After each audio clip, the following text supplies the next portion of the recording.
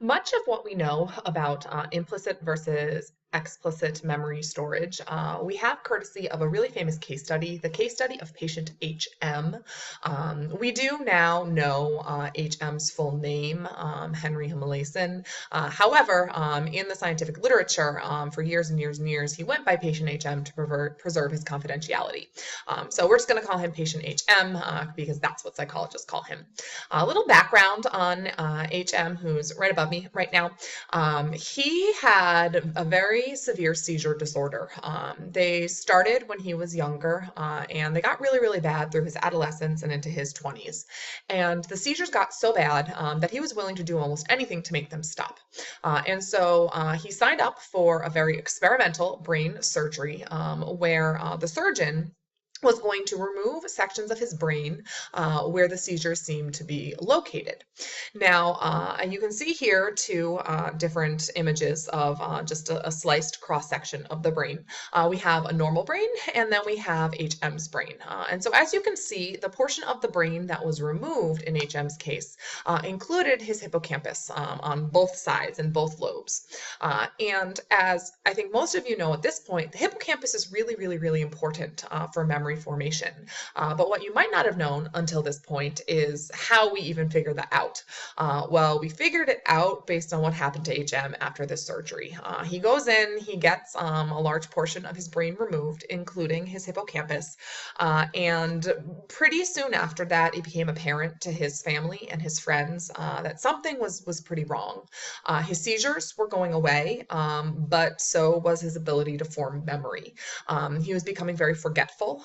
He could remember things as long as he was actively working with the information, but the second he switched to a new task and information left sort of his working memory stage, he'd lose it completely. And so a prominent memory researcher at the time, Brenda Milner, started to do some work with HM because he was a very interesting case study, obviously. He seemed to have lost his ability to form any sort of new memories. And so Milner started to investigate this, and she wanted to know, had he lost his ability to form all types of new memory? Were there certain things he could still learn to do, for example, or certain types of information he could still acquire? And so what she would do is run a variety of different memory tasks with HM every single day. And one of those tasks is what we call a mirror tracing task. There's a very lovely animated version of this right up there.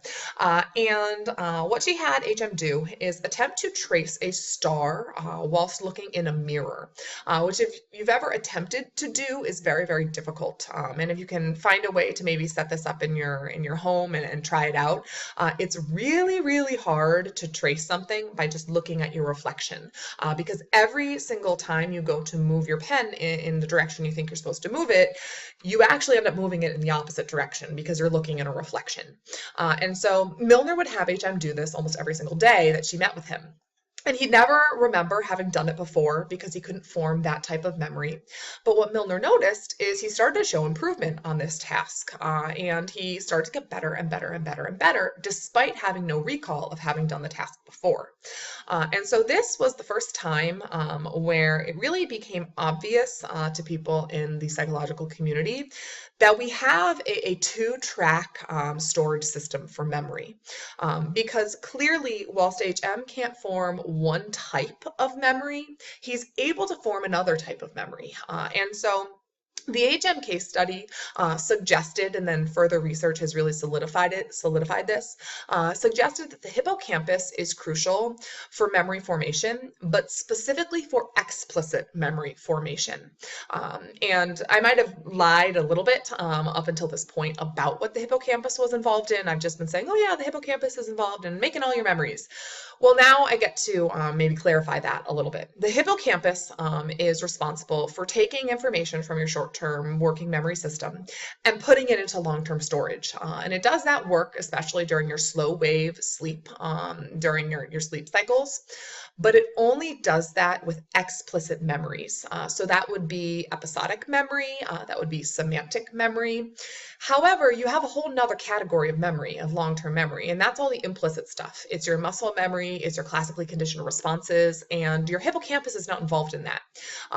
What we found out now is your amygdala seems really involved in the formation of emotional memories, classically conditioned responses. Your cerebellum, along with certainly your motor cortices, are responsible for some of that procedural memory formation. And so you have these two different parts of the brain which are involved in storing these two different types of memory.